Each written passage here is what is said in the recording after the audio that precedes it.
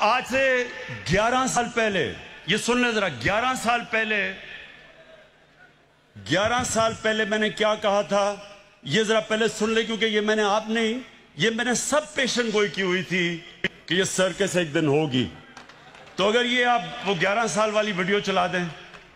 بار بار جب generals power میں آتے ہیں وہ پھر اپنے پتلوں کو سامنے لے کے آتے ہیں اور میں ایک پتلا بیٹھا ہوں.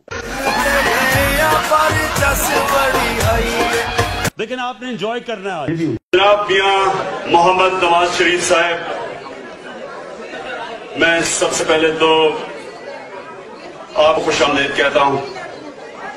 آپ کا شکریہ ادا کرتا ہوں کہ آپ آج ہمارے مینشن میں آئے، آپ کی ٹیم آئی. جناب میاں شہباز شریف صاحب، آپ کو بھی خوش آمدید کہتے ہیں، اور ماشاءاللہ بھی آپ کی آرگنائزیشن سکلز بھی ہم نے دیکھ لی ہیں. آپ کا بہت بہت شکریہ. میں اپنی تقریر پہلے شروع کرتا ہوں. میاں محمد نواز شریف کو مبارک دیتا ہوں کہ انہوں نے جو اے پی سی میں کامیابی حاصل کی، اور وہ کامیابی یہ تھی کہ انہوں نے پاکستان میں ایک حقیقی جمہوریت کے لیے جو جد و جہد کرنے کے لیے جماعتیں تھیں ان سب کو اکٹھا کر دیا.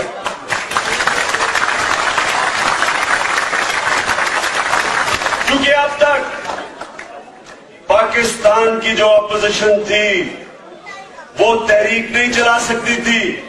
اب تک ہم بند کمروں میں صرف ریزولوشنز پاس کرتے تھے، باتیں کرتے تھے. اب پہلی دفعہ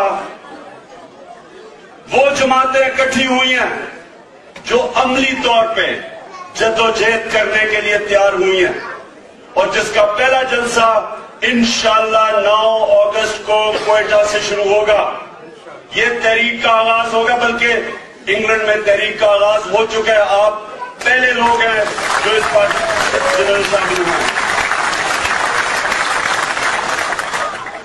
اور ویسے میاں صاحب، آپ کو ایک میں بات کہہ دوں کہ جنرل مشرف آپ پہ کافی مہربان رہا ہے.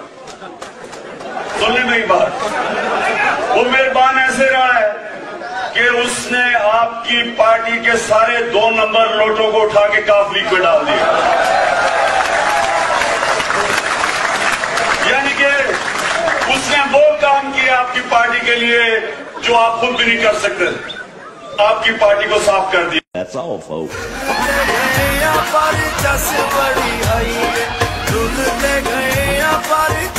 بڑی آئی